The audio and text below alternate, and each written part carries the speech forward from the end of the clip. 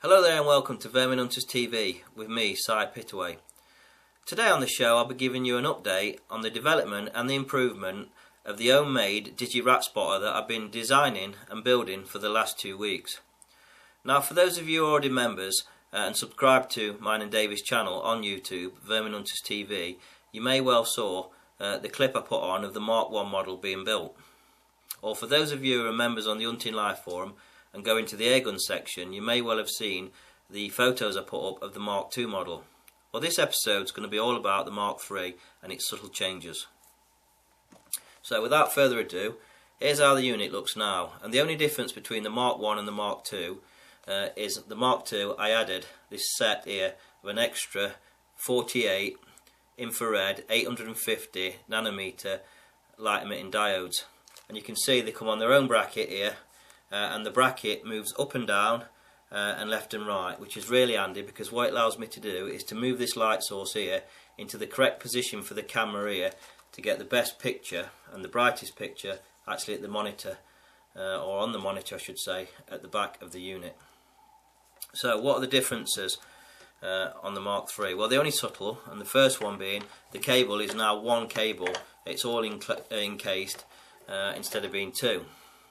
The second difference is at the end of the cable I've now incorporated an extra AV lead, and what this AV lead allows me to do is to plug in a mini recording unit, a digital recording unit, and record whatever the actual unit sees through its camera. And the mini recorder I've been using for my trial so far is one of these small ones, what you can buy off eBay for about £40–50 depending what quality you want. This one actually came from Anthony at nighthunter.com, and it's what he uses with his digital add-on units. Now, this unit itself isn't HD, but it's good enough for YouTube due to it being YouTube being a small picture, and it's definitely good enough to record whatever you want to actually record through the unit and what you're looking at for memories at a later date. Now, I'm still using the same battery, the 4800 milliamp 12 volt battery. It's a lithium, and it's a very good battery, and I've had this on for about an hour and a half, 2 hours one night, thinking it'd be flat when I went to recharge it, and it only recharged in about an hour. So it's a real good battery, and the unit don't seem to take much power up at all. So let's show you how this works then. First of all then, I'm going to plug in the battery itself like so. So that's the battery in, and then I'm going to plug in the actual mini recorder. So the AV lead is now plugged in. Now I'm going to turn on the actual little recorder itself, and you'll get a picture first, and then it'll go to a black screen telling you there's no signal flashing, which is what it's doing here. And that's because I've not got the camera turned on itself yet. I'm just going to place the camera somewhere where hopefully it'll stand up. And now I'm just going to turn on the camera and then pick it up like so, and you can see whatever is in the monitor of the unit is now actually on the mini digital recording unit. So when I move the camera, you can see the picture moving on both. If I move it up and down like so, I'm just going to place it down and now turn the unit off. And the reason I actually added the choice to actually record what you're actually viewing through the camera is if sometimes I might not want to go out hunting, and I might not want to use an add-on. I might want to use a lamp, a dull lit lamp, but I can still record actually through this unit if somebody is with me actually recording for me. Or my next project to do is to actually add a tripod adapter to the bottom here and sit it on a mini tripod, so I can move it up and down and left and right with the mini tripod, and then I can record myself.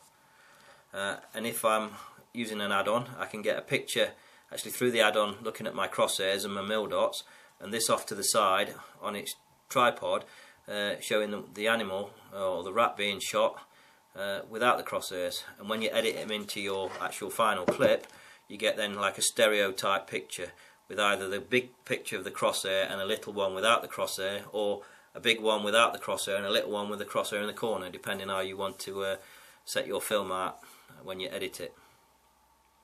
So you can see it's coming on nicely. What I intend to do a bit later on is go outside and show you what the actual picture quality is like with this new bank of 48 LEDs. Now, when I first designed this unit, I called it the digital rat spotter because the permission I shoot down in Oxfordshire with Davy on rats, the maximum range from one of the barns from the start to the end is 23 metres. So I wanted between 15 and 20 metres. 23 would have been ideal, just to use actually in Oxfordshire. Now, this unit, I can tell you now, is exceeding them distances. Tonight I'll be showing you what it looks like at 28 metres, and at 28 metres you're getting a full picture. It's not just a flash of an eye, you can actually see texture. And what I intend to do is show you my new back fence at 28 metres, and then I'm going to show you some ratting ranges, so probably out to about 15 metres, because that's what it's originally designed for, and you'll see it's nice and clear. And then I just want to see what the unit can do, and I intend to show you the picture at 41 metres. So what I intend to do now, though, before I do that, and before it gets dark, is just go outside. The dog's playing on the back garden, and we'll see what the picture's like actually in the daytime. Now, it's not actually designed for daytime, it's more a nighttime camera, but you can get a picture because it's digital. So let's see how we get on.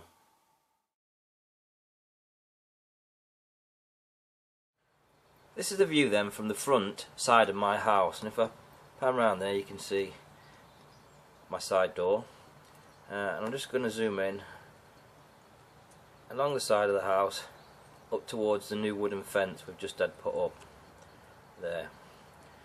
I'll zoom back out, and tonight when it's dark we're going to be testing the new Mark III Digi add-on from this location up to the wooden fence first of all, then looking a bit around the garden, and then we'll try and get a little bit further distance. So without further ado, I'm going to try and get the Gun Tough laser rangefinder onto the camera and laser the wooden fence, and you can see it's 28 metres to the fence.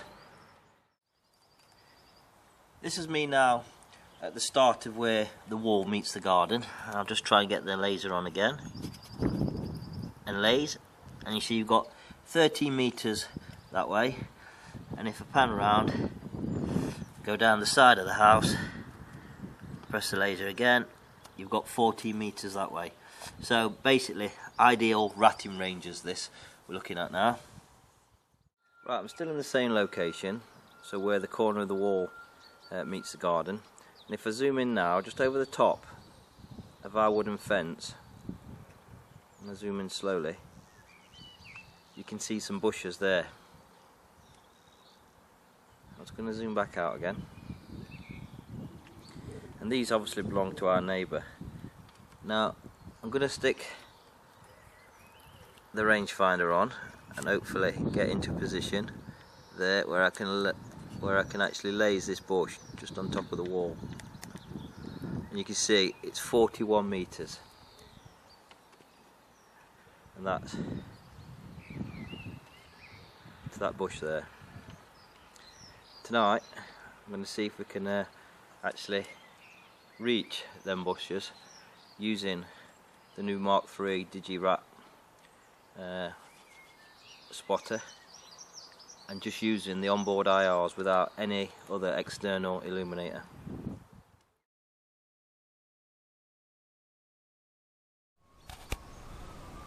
Right, I'm looking now down the side of my house to where the dog house is at the bottom and the fence. And now this is along the back of the house, and I'm stood on the corner where the actual wall meets the garden, like so. And you can see the fence there, and also the bushes at 41 metres just over the actual fence itself, what we're looking at later on. You can see the picture is really nice. You can see the plastic owl I've got in the tree there. I'll just come off the wall. You can also see quite clearly the two dogs playing there, the pup and Lace, my Staffordshire bull. The picture is black and white.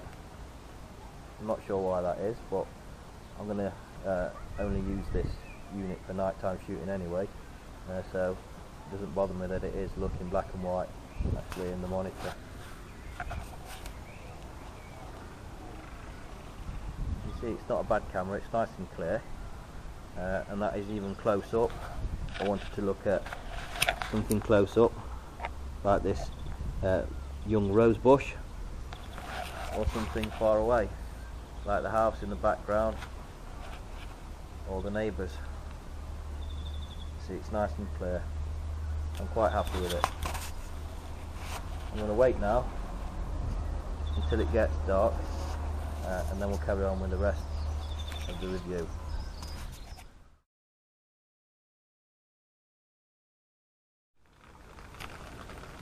Right, it's pitch black outside now, and as you can see it's raining, so I'm going to be as quick as possible with this. Laura's helping me, she's got an umbrella trying to keep me a bit dry.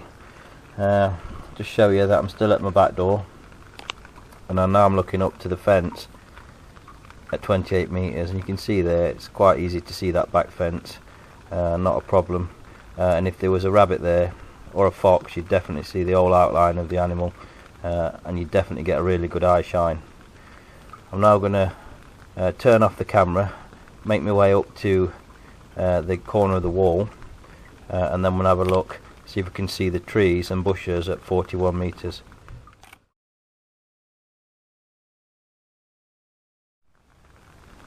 Right, I'm on the corner of the wall now, and I'll just show you that I'm on the corner. There's my feet, with Laura's behind me with the umbrella, and I'm now looking over my side fence to the bushes and the trees at 41 metres.